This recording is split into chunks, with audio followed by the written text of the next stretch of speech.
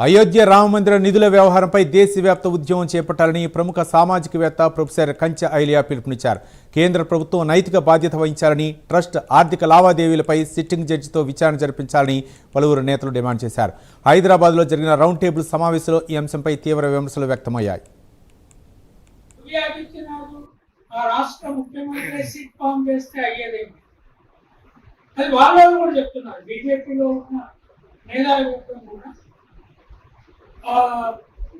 Clash of interest ఉంది దాంట్లో. తర్వాత ప్రధానమంత్రి ఫామ్ చేశాడు సుప్రీంకోర్టు డైరెక్షన్ లో 5 ఫిబ్రవరి 2020లో ఈ ట్రస్ట్ ను ఫామ్ చేశారు. అది పార్లమెంట్ లో అమలు చేశారు అందరి ముందు.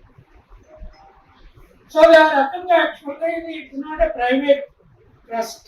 నిజానికి చూసాం మొదల ఎస్టిమేషన్ ఇంటర్నెట్ ఇచ్చింది ఏంటి అంటే 1900 crores. కానీ టెంపుల్ పూర్తిగా కన్స్ట్రక్ట్ అయ్యే వరకు వాళ్ళు ఫైనల్ లెక్క ట్రస్ట్ ఇచ్చింది 2370 కోట్లు. అంటే ఈ ఎస్టిమేషన్ దగ్గర నుంచి కన్స్ట్రక్షన్ వరకు ఎంత మారిందో చూడండి. 2300, 1900.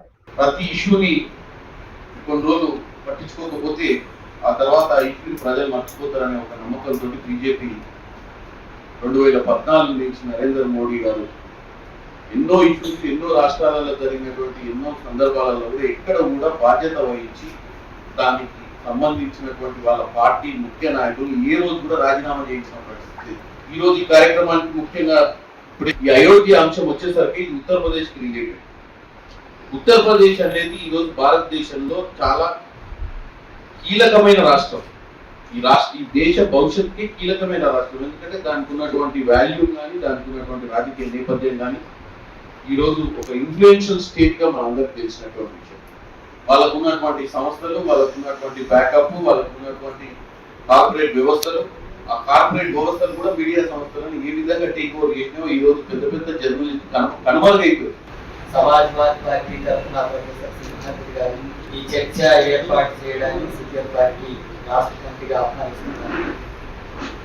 అలాగే ఈ అంశానికి సంబంధించినటువంటి విషయాల మీద ప్రజల దృష్టికి కూడా విస్తృతంగా తీసుకెళ్లాల్సినటువంటి అవసరం ఉంది అని కూడా భావిస్తున్నారు. దేశంలో ఉండేటటువంటి హిందువులంతా కూడా ఒక విశ్వాసంతో అయోధ్యను రామ మందిరం కడితే అది ఎన్నో